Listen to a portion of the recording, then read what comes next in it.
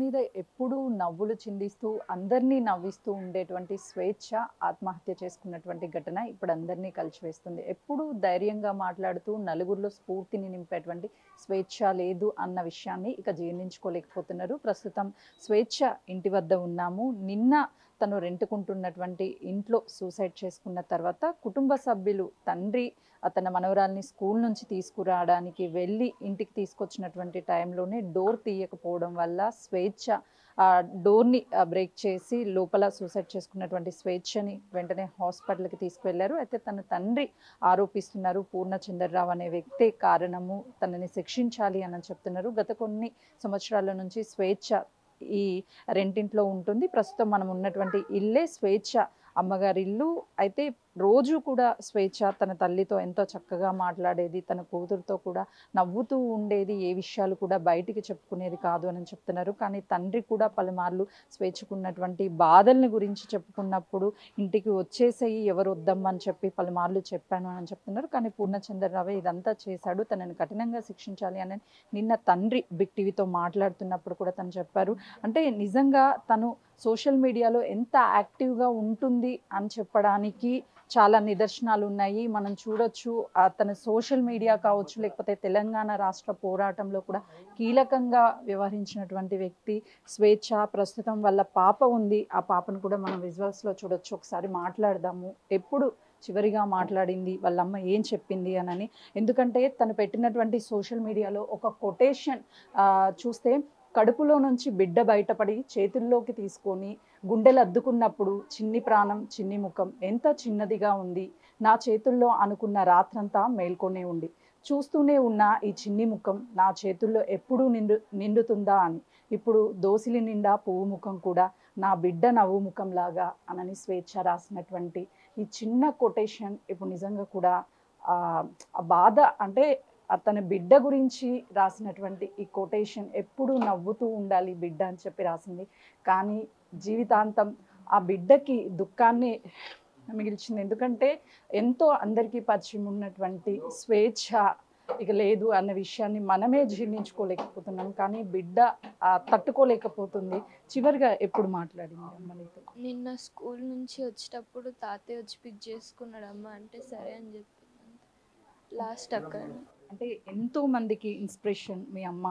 ఎప్పుడూ కూడా చాలా స్ట్రాంగ్గా ఉంటుంది. అలాంటిది నీకు లైఫ్లో ఎలా ఉండాలి, సొసైటీలో ఎలా లీడ్ చేయాలని ఏమైనా చెప్తూ ఉండేదా? నన్ను స్ట్రాంగ్గా చేసి వెళ్ళిపోయింది మా అమ్మ.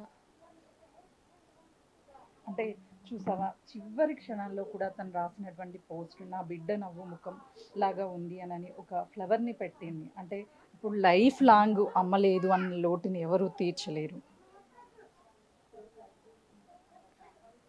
ఏం చెప్తూ ఉండేదమ్మా నీకు? ఎప్పుడు స్ట్రాంగ్ ఉండాలి, అందరినీ నమ్మొద్దు, నాకు ఎంత స్ట్రెంగ్త్ ఉన్నంత వరకు నేను నిన్ను చూసుకుంటా, లైఫ్ లాంగ్ నిన్ను సేఫ్ ఉంచుకుంటా అని చెప్పి. మీ మధ్య బాండింగ్ అంటే బయట కూడా అందరితో కలివిడిగా ఉంటుంది, ఎంతో చక్కగా మాట్లాడుతుంది, నలుగురికి ఇన్స్పిరేషన్గా ఉంటుంది. నీకు అలా ఏమన్నా చెప్తూ ఉండే, నీతో ఎలా ఉండేది నీకు? చెప్పాలంటే చిన్నప్పటి నుంచి మా అమ్మ అంటే నాకు చాలా ఇష్టం. She's the best and loveliest mother in the world. చిన్నప్పటి నుంచి అన్నీ చెప్పేది, ఏ ప్రాబ్లం ఉన్నా కానీ నాతో షేర్ చేసేది. నాకేమన్నా ప్రాబ్లమ్స్ ఉన్నా కానీ అమ్మ ఏమంటారు సాల్వ్ చేసేది. ఇట్లా కాదు, బాధపడొద్దు, నేను ఉన్నా కదా అని చెప్పేది. అంటే ఇంత నిర్ణయము అసలుకి నిన్ను వదిలేసుకోవాలి, నిన్ను ఏకాకిగా చేసి వెళ్ళిపోవాలి అన్న నిర్ణయం అసలు అలా తీసుకోవడము నిజంగా కూడా బాధాకరం. ఏం చెప్తావు అసలుకి?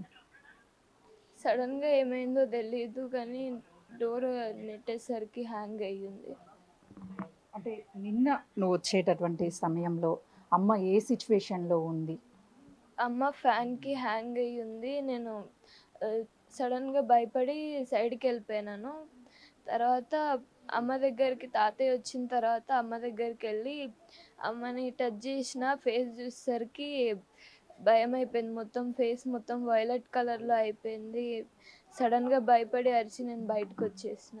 అంటే 2 రోజుల క్రితమే అమ్మ టూర్ కూడా వెళ్ళింది. వచ్చిన తర్వాత ఏమన్నా చెప్పిందా? అంటే నువ్వు చాలా స్ట్రాంగ్‌గా ఉండాలి. సో, ఈ ఈ సిట్యుయేషన్ గురించి ఏమైనా ఎక్స్‌ప్లెయిన్ చేసిందా? ఏమన్నా డౌట్ వచ్చిందా?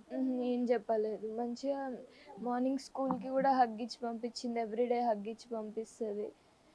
ఈరోజు అంటే నిన్న కూడా నార్మల్గానే అట్లా పంపించింది, కానీ వచ్చేసరికి ఇట్లా అయిపోయింది. చూస్తున్నాం కదా. అయితే స్వేచ్ఛ చాలా చక్కగా తన బిడ్డతో మాట్లాడేది, స్ట్రాంగ్గా ఉండాలి, అందరితో కలివిడిగా ఉండాలి, సొసైటీలో లీడ్ చేయాలి అని అంటే మనం ఎంత స్ట్రాంగ్గా చెప్తూ ఉండేదమ్మా స్వేచ్ఛ. ఏం చెప్పలేదు. ఏందక్క అంటే ఏందిరా ఏమైంది అంటే ఏం కాలేదు, నేను డ్యూటీకి వెళ్తున్నా, వచ్చిన తర్వాత మాట్లాడుతా అన్నది అంతే. నైట్ వచ్చింది, వచ్చిన తర్వాత ఫోన్ చేస్తే లిఫ్ట్ చేయలేదు, మాట్లాడలేదు, అదే లాస్ట్.